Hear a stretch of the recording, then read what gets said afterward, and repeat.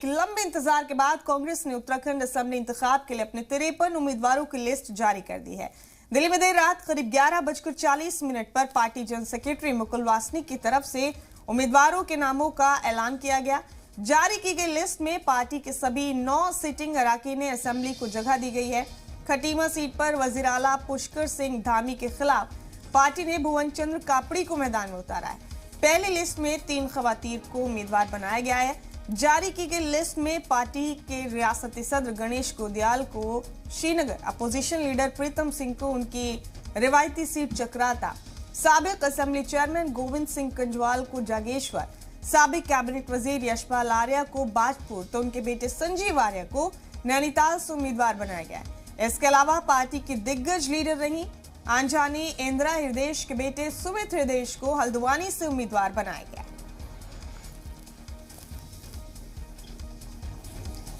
तो कांग्रेस ने आखिरकार लंबे इंतजार के बाद उत्तराखंड के हवाले से अपने 53 उम्मीदवारों की लिस्ट जारी कर दी है। इसमें सभी 9 सिटिंग एमएलए के नाम भी शामिल हैं।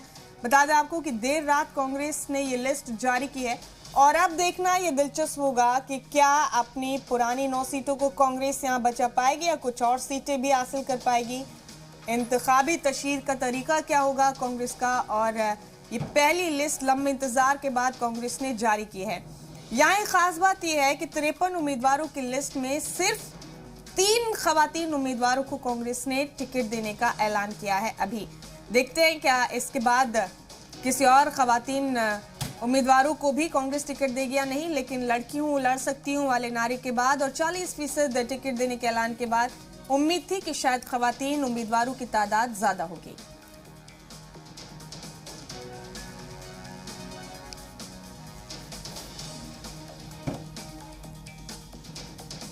तो उत्तराखंड कांग्रेस ने किस किस को टिकट दिया है ये आपको बता रहे हैं हम ग्राफिक्स के जरिए। राजेंद्र सिंह भंडारी उत्तराखंड कांग्रेस की पहली लिस्ट के उम्मीदवार जो आपको बता रहे हैं, दीपक बिजवान, विजयपाल सिंह, राजेंद्र सिंह भंडारी, डॉक्टर जीत पाल, मुकेश सिंह नेगी। पहली लिस्ट के उम्मीदवारों के नाम है मालचंद, दीपक बिजवान, विजयपाल सिंह, डॉक्टर जीतराम, मुकेश सिंह नेगी।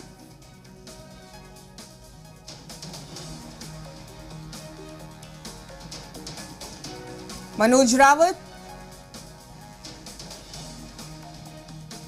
प्रदीप धमियाल, धनीलाल शाह, ये वो नाम है जो कांग्रेस ने उम्मीदवारों के तौर पर ऐलान किया, जिनका जीत सिंह बिष्ट, विक्रम सिंह, मंत्री प्रसाद नैथानी, ये वो तमाम नाम है जो अपने उम्मीदवारों की पहली लिस्ट कांग्रेस ने उत्तराखंड के हवाले से जारी की है। इसमें सिर्फ 3 खातून उम्मीदवार, तो इसमें सिर्फ 3 खातून उम्मीदवारों के नाम है नवप्रभात, आरेंद्र शर्मा, राजकुमार, हीरा सिंह बिष्ट, दिनेश अग्रवाल, प्रीतम सिंह।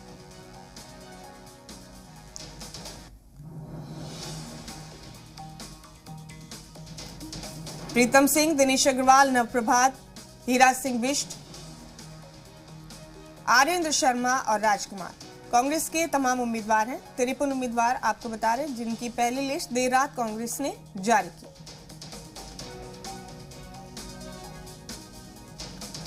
और गोदावरी थापली, राजपाल ब्रह्मारी, ममता राकेश, ये वो तमाम उम्मीदवारों के नाम हैं जो कांग्रेस ने जारी किए देर रात। नवल किशोर, गणेश गोदियाल, प्रदीप सिंह बिष्ट, सुरेंद्र सिंह नेगी, हरीश सिंह धामी, शैलेंद्र सिंह रावत, मयूख मेहर, रंजीत दार, खजान चंद गुड्डू, पवन सिंह बिष्ट,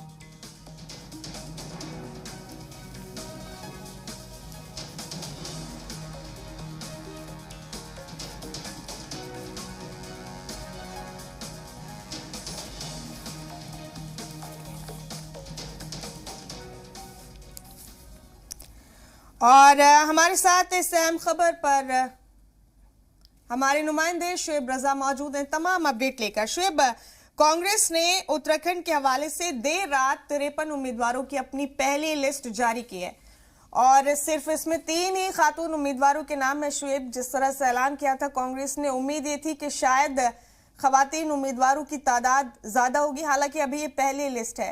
तो जिन उम्मीदवारों पर दाव खेलने की कोशिश की है कांग्रेस ने, शुएब, क्या इम्कान आपको नजर आते हैं, क्या पॉसिबिलिटीज कांग्रेस के लिए आपको नजर आती हैं?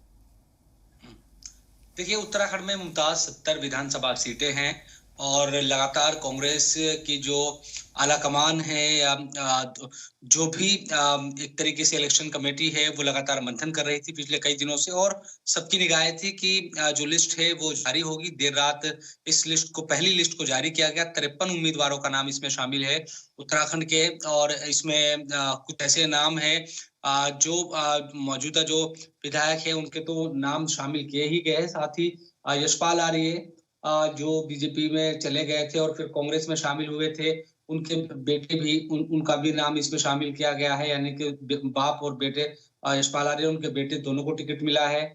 इसके अलावा केदारनाथ से जो मौजूदा विधायक है मनोज, उन्हीं को उम्मीदवार बनाया गया है।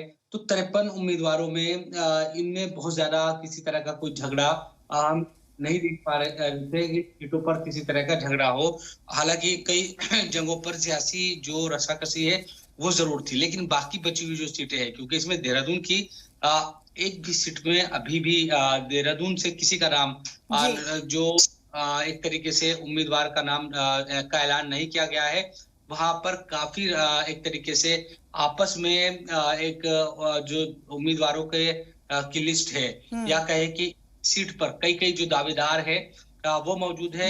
और शुएब, जो हालात हैं इस दफा उत्तराखंड में और कुछ फेरबदल भी हुआ, हरक सिंह रावत को बीजेपी ने बाहर किया, उन्होंने कांग्रेस का दामन थामा अपने परिवार के साथ। इसके अलावा कुछ और सरगर्मियां थी, काफी उठापटक उत्तराखंड बीजेपी में भी रही और कांग्रेस में अक्सर रहती है और कांग्रेस ने खुद को एक्टिव भी किया है तमाम हालात को देखते हुए। क्या कांग्रेस उत्तराखंड के हवाले से कुछ ख्वाब देख सकती है इस इंतखाब में शुएब इस बार? निश्चित तौर पर देखना यही होगा कि क्या वाकई जिस तरह से सर्वेज में भी हम देख रहे हैं, अलग अलग सर्वे में सियासी जो टक्कर है बीजेपी कांग्रेस की वो बहुत नजदीकी बताई जा रही है। तो हरक सिंह रावत हो या दूसरे जो नेता जो शामिल हुए हैं हाल ही में कांग्रेस में, उन सब के आने से क्या कांग्रेस को फायदा होगा? और जो दूसरी लिस्ट आज जारी हो सकती है, जिसको लेकर कयास लगाए जा रहे हैं कि वो आज रात उसको जारी कर सकती है कांग्रेस, क्या उसमें हरक सिंह रावत का नाम होगा? उनकी जो बहू है उनका नाम होगा क्या? क्योंकि उनके को लेकर बहुत ज्यादा एक तरीके से मसला था और ये माना जा रहा है कि बीजेपी छोड़ने का जो कारण रहा है हरक सिंह रावत का, वो यही रहा है कि उनकी बहू को टिकट नहीं मिल रहा था। तो ये तमाम चीजें हैं उसको लेकर। जी बिल्कुल शुएब, देखते हैं इस बार कितना और दिलचस्प होगा ये इंतखाबी मुकाबला। उत्तराखंड में कांग्रेस क्या कुछ कमाल करती है या नहीं। बहुत शुक्रिया शुएब आपका हमारे साथ जुड़ने के लिए।